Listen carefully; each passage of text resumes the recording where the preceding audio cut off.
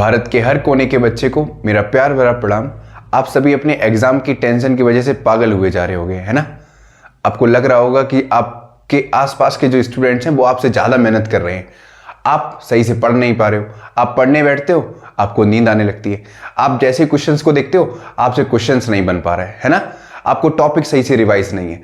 तो मैं आपको आज कुछ ऐसी जनरल टिप्स बताऊंगा, सिर्फ जनरल सी टिप्स। कोई बहुत हवा नहीं करना है। आपको क्या लगता है ना कि आप YouTube पे ढेर सारी वीडियो देख रहे हो, आपको लग रहा है कि फलाना टीचर्स फलानी स्ट्रेटेजी बता रहा है। कुछ नया नहीं है बच्चों।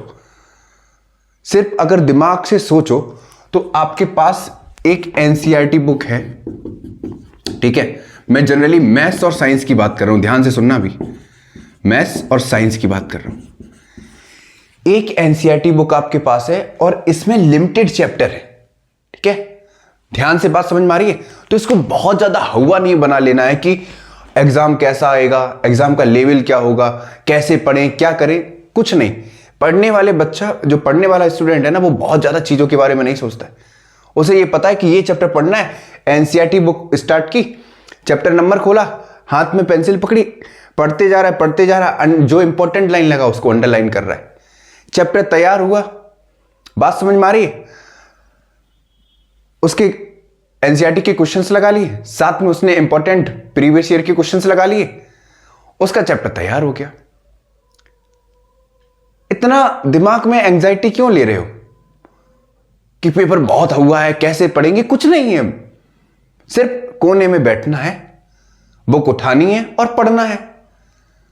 अब इतना काम नहीं कर पा रहे हो, एक बुक, एक रफ कॉपी, हाथ में पेंसिल या पेन लेके कोने में बैठना है। अगर इतना नहीं कर पा रहे हो तो नंबर, तुम्हें धिक्कार है इंसान होने पे। इससे अच्छा मजदूर बन जाओ जाके। समझ में आ रहा है मेरी बात। देखो, जनरल टिप्स कुछ नहीं, सिर्फ एक फंडा है उन बच्चों के लिए जिनको यह डर लग रहा है कि वो अपने 35% से कैसे हम 95% तक पहुंच सकते हैं। अभी भी आपके पास 70 दिन है और 70 दिन में वो कमाल हो सकता है जो आपने कभी सोचा नहीं होगा। बस अपने अंदर की शक्तियों को पहचानो, ठीक है। अपने अंदर वो विल पावर लाओ कि तुम घंटों किताब के साथ बैठ सको, पढ़ सको मन से, ठीक है।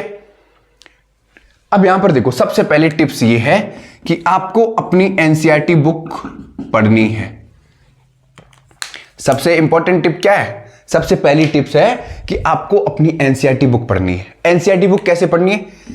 चैप्टर पढ़ो, इंपॉर्टेंट लाइन अंडरलाइन करो, इंपॉर्टेंट टॉपिक को अंडरलाइन करो, ठीक। इससे होगा क्या कि जब आप रिवीजन करने बैठोगे, ठीक है, तो वो टॉपिक से रिलेटेड जो भी क्वेश्चंस है, जब आप प्रीवियस ईयर के क्वेश्चन सॉल्व करोगे तो वहां पर मजा आएगा। समझ में आ रहा है। और सेकंड क्या है कि जब NCERT आप पढ़ लो, ठीक है, तो उसके बाद अपने शॉर्ट नोट्स बनाओ उसी टॉपिक से रिलेटेड या उस चैप्टर से रिलेटेड। सेकंड टिप यही है कि आपको अपने सेल्फ नोट्स बनाने हैं रिलेटेड टू द चैप्टर, ठीक। अब क्या होगा, जब आप पहली बार NCERT पढ़ोगे और दोबारा सेल्फ नोट्स बनाओगे तो दोबारा आपको NCERT नहीं पढ़ने की जरूरत पड़ेगी। समझ में आया? जो नोट्स से काम हो जाएगा, नोट्स से मतलब पूरा चैप्टर आपका ओवरव्यू क्लियर हो जाएगा कि चैप्टर में दे क्या रखा है। चाहे आप साइंस की बात ले लो, चाहे मैथ्स में तो क्या होता है क्वेश्चन प्रैक्टिस करनी होती, चाहे साइंस ले लो, चाहे सोशल साइंस ले लो, आपको बिल्कुल दिक्कत नहीं होनी है, ठीक है। और जो मैं टिप्स, जनरल टिप्स बता रहा हूं, ये क्लास 10th में हर सब्जेक्ट के लिए वैलिड है, ठीक है। मैं सिर्फ इतना नहीं कह रहा हूं कि साइंस में आप 95% तक कैसे पहुंच सकते हैं, मैथ्स में आप 95% तक कैसे पहुंच सकते हैं। मैं जनरल सी बात बता रहा हूं कि ये चीजें आपको फॉलो करनी है। तीसरी चीज क्या है, जब आप NCERT के हर चैप्टर पढ़ लो, नोट्स बना लो, उसके बाद आपको उठाने हैं इंपॉर्टेंट PYQs। चाहे तो चैप्टर वाइज लगाओ, चाहे तो सैंपल पेपर सॉल्व करो, ठीक है।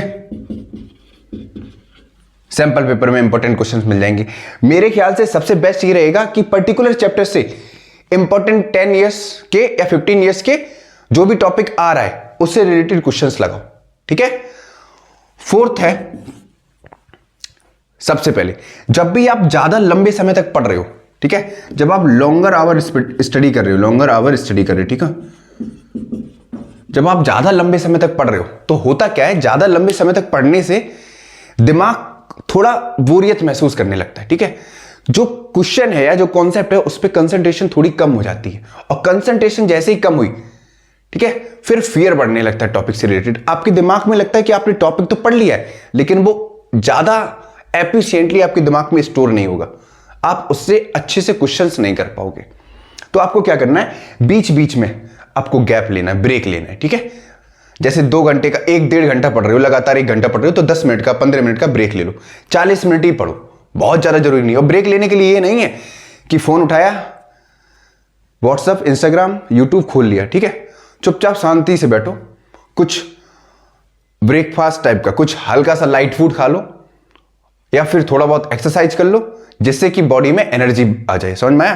क्लियर हो गया? 5वां है मॉक टेस्ट सॉल्व करो।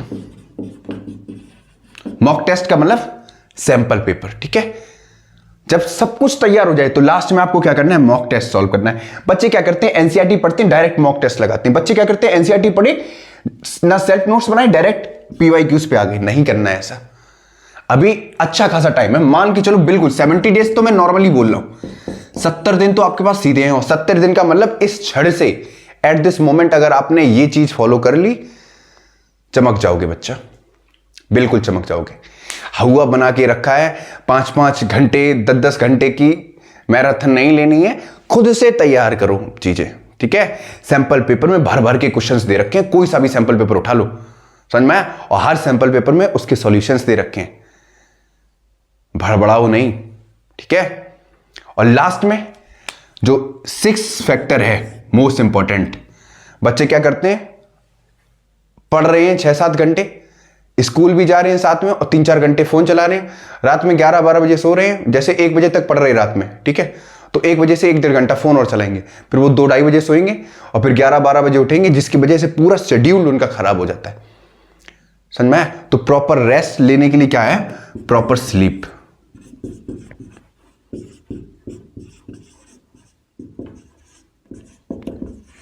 प्रॉपर नींद लो, 6 से 7 घंटे की नींद, और सुबह डेली, मैं एक और लास्ट टिप बता रहा हूं, डेली आपको एक्सरसाइज करनी है।